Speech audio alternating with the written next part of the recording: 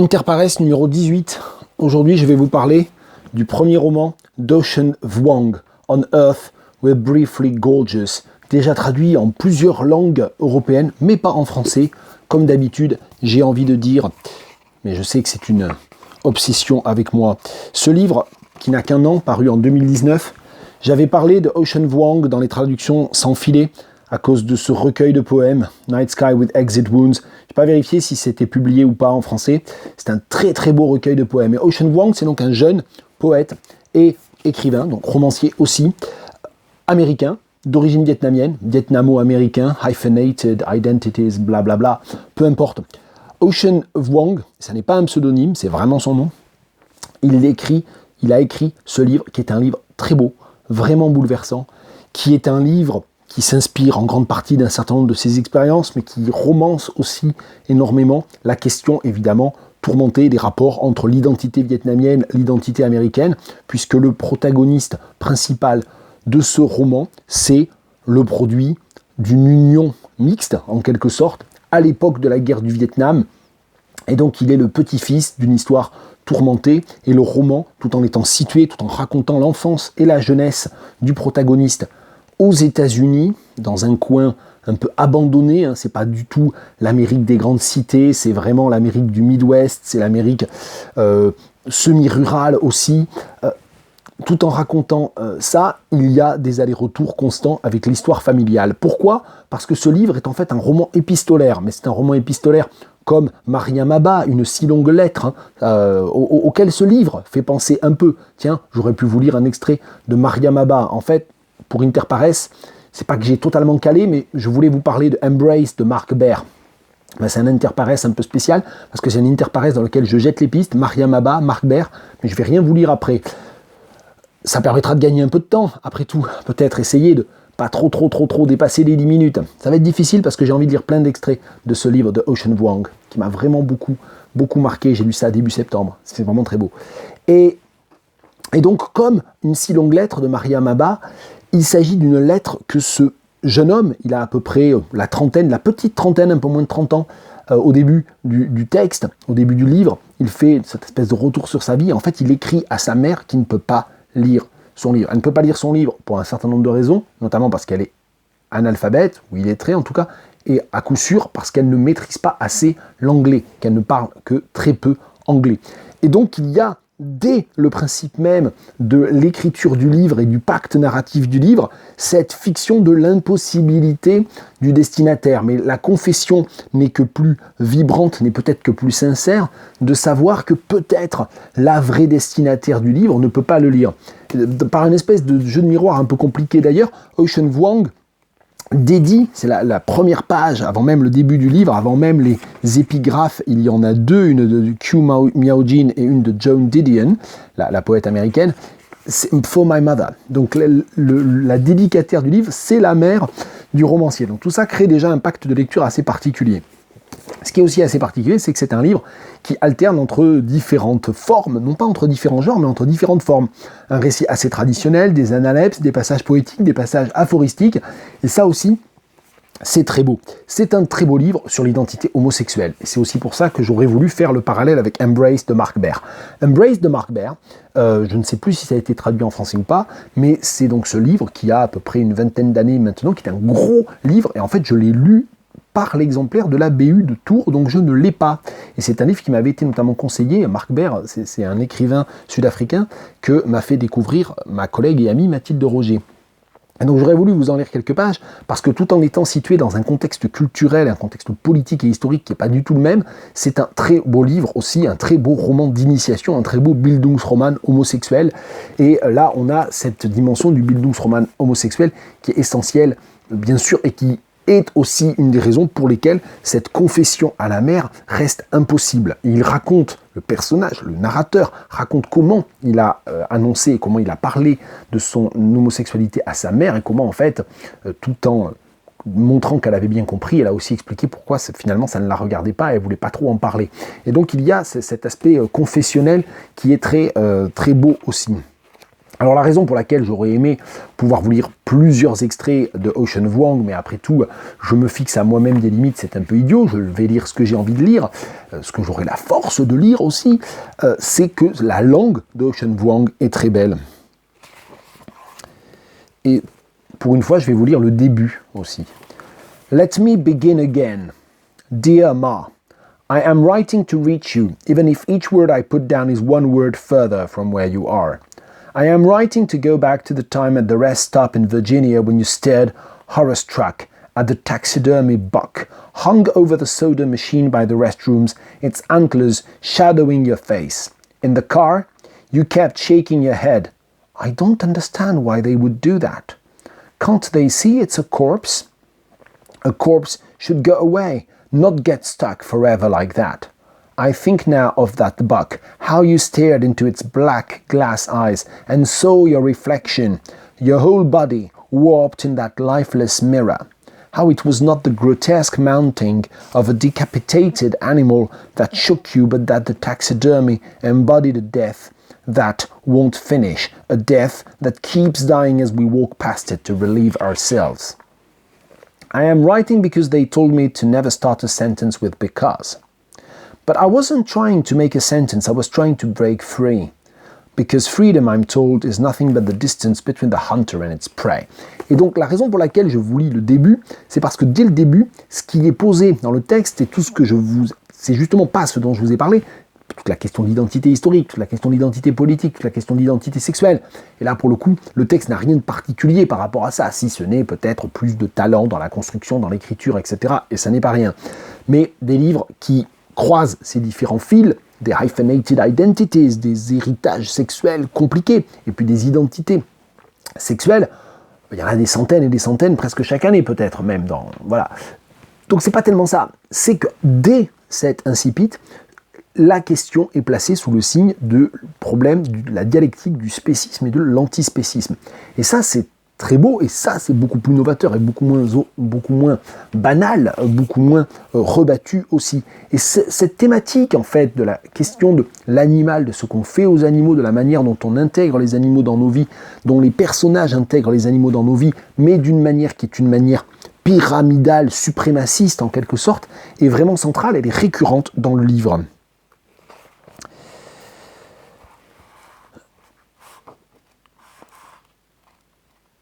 Un des éléments aussi narratifs importants, c'est le rapport à l'expérience du travail manuel, puisque le personnage principal travaille plusieurs étés de suite dans une ferme, en fait, et donc il fait les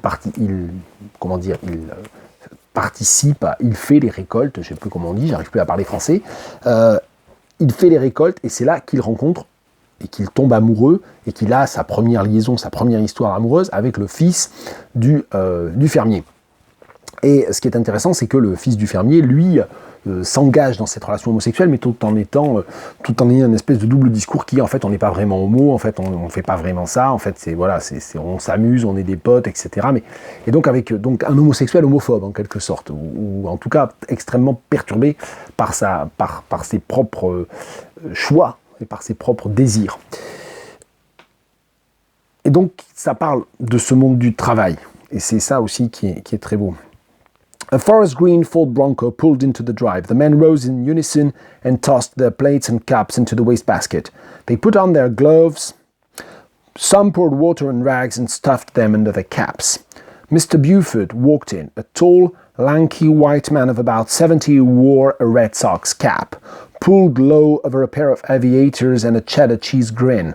Hands on his hips, he reminded me of that maniac sergeant in Full Metal Jacket, the one who got his brains blown out by one of his own privates for being an asshole. But Buford was cheery enough, charming even. If only a bit forced with it, he grinned, his one gold tooth sparking between his lips, and said, "How's my United Nations this morning? Bueno?" I walked up to him and introduced myself. I shook his hand, which was rough and chapped, which surprised me. He patted me on the shoulder and said, "I'll do fine as long as just follow Manny, my crew leader." Donc c'est l'entrée dans le monde du travail du protagoniste.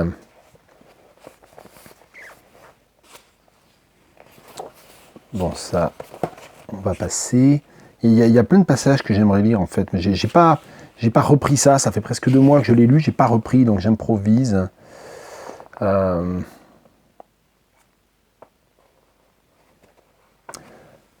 Page 144. We rode along the Connecticut River as night broke into itself, the moon freshly high above the oaks, its hedges hazed by an unseasonably warm autumn. The current churned with white froth to our right. Once in a while, after 2 or 3 weeks without rain, a body would float up from its depths, a bleached flash of a shoulder tapping the surface, and the families cooking out along the banks would stop, and a hush would come down along the children. And then someone would shout, oh God, and someone else would call 911. And sometimes it's a false alarm, a refrigerated, rusted and lichen-strained to the shade of a brown face. And sometimes it's the fish, gone belly up in the thousands for no reason, the river face, iridescent overnight. I saw all the blocks in our city you were too busy at work to know about, blocks where things happened. Things even Trevor, having lived all his life on this side of the river, the white side, the one I was now riding on, never saw. I saw the lights on Asylum Avenue, where there used to be an asylum. It was actually a school for the deaf. It caught fire and killed half a ward back in 18-something. To this day, no one knows what caused it, but I know it as the street where my friend Sid lived with his family after they came over from India in 95. How his mum, a school teacher back in New Delhi, went door to door, hobbling on a bloated, diabetic feet, selling hunting knives for Cutco to make $97 a week, cash. Et ensuite, il enchaîne justement toute une énumération de portraits d'émigrants, de personnes qui se retrouvent à faire des jobs minables, payer une misère, évidemment en contradiction avec leur niveau d'études et avec leur niveau de vie dans le pays d'où ils étaient originaires. Donc il y a tout aussi, bien sûr, cette dimension sur l'immigration, les réfugiés dans les États-Unis contemporains. Un passage plus méta, allez, on va lire ça aussi. Once, at a writing conference, a white man asked me if destruction was necessary for art. His question was genuine. He leaned forward, his blue gaze twitching under his cap stitched gold with Nam Vet for life, the oxygen tank connected to his nose hissing beside him. I regarded him the way I do every white veteran from that war, thinking he could be my grandfather. And I said no. No, sir, destruction is not necessary for art. I said that not because I was certain, because I thought my saying it would help me believe it. But why can't the language for creativity be the language of regeneration? You killed that poem, we say. J'adore ce passage. You killed that poem, we say. You're a killer. You came into that novel guns blazing. I'm hammering this paragraph and banging them out, we say. I owned that workshop. I shut it down. I crushed them. We smashed the competition. I'm wrestling with the muse. The state where people live is a battleground state. The audience, a target audience. Good for you, man, a man once said to me at a party. You're making a killing with poetry. You're knocking them dead. J'adore ce passage parce que justement, alors déjà, parce qu'il poserait, j'ai pas essayé de le traduire, mais il poserait des difficultés de traduction non pas insurmontables, parce que tout se surmonte, tout peut se surmonter, au moins en négociant un petit peu, mais aussi parce qu'il y a toute cette réflexion sur l'empathie, sur ici, sur la créativité littéraire et artistique comme un acte de violence et un acte mortel, en fait, mortifère, et sur la manière dont justement le roman, ce texte-là, ce livre-là, essaie de faire autre chose, essaie non pas de tuer, mais de créer sans tuer, de créer sans écarter, de créer sans extraire.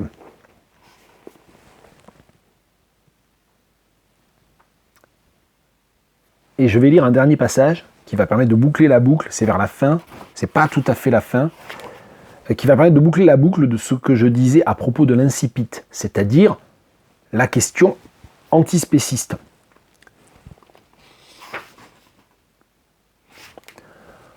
C'est juste après avoir enterré sa grand-mère. I touched your shoulder with the gentleness Trevor showed me back in the river. Trevor, who, wild as he was, wouldn't eat veal, wouldn't eat the children of cows. I think now about those children, taken from their mothers and placed in boxes the size of their lives, to be fed and fattened into soft meat. I am thinking of freedom again, how the calf is most free when the cage opens and it's led to the truck for slaughter. All freedom is relative.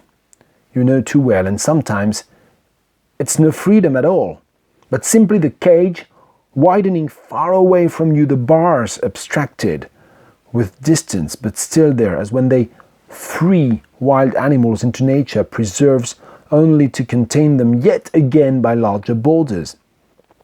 But I took it anyway, that widening, because sometimes not seeing the bars is enough. For a few delirious moments in the barn, as Trevor and I fucked, the cage around me became invisible, even if I knew it was never gone. How my elation became a trap when I lost control of my inner self. How waste, shit, excess is what binds the living, yet is always present and perennial in death. When the calves are finally butchered, surrendering their insides is often their final act, their bowels shocked from the sudden velocity of endings. I squeeze your wrist and say a name. I look at you and see, through the pitch dark, Trevor's eyes. Trevor, whose face has by now already begun to blur in my mind, how they burned under the barn lamp and as we dressed, shuddering quietly from the water. I see Lan's eyes in her last hours like needful drops of water, how they were all she could move. Like the calf's wide pupils as the latch is opened, and it charges from its prison toward the man with the harness ready to loop around its neck. Where am I, little dog? You are Rose, you are Lan, you are Trevor, as if a name can be more than one thing, deep and wide as a night with a truck idling at its edge, and you can step right out of your cage where I wait for you. Where, under the stars, we see at last that we've made of each other in the light of long dead things and call it good. Donc ce dernier passage, je l'ai lu en entier. La vidéo va être à nouveau trop longue, c'est pas grave. Tant pis, vous zappez, vous regardez pas, on s'en fout, vous accélérez, vous mettez en x2 et je vais pas très très vite comme ça, peu importe. La raison pour laquelle je lisais ce dernier texte en entier, c'est pas tout à fait la fin du livre, il reste une vingtaine de pages à ce moment-là, c'est parce que on trouve cette circularité.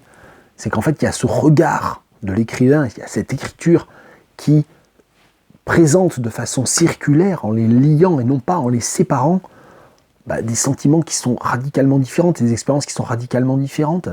La réflexion sur le massacre des veaux dans les abattoirs, sur le regard des veaux avant d'être abattus, et puis le plaisir sexuel, l'extase sexuelle, l'impression que les barreaux ne sont plus là, que la liberté est totale.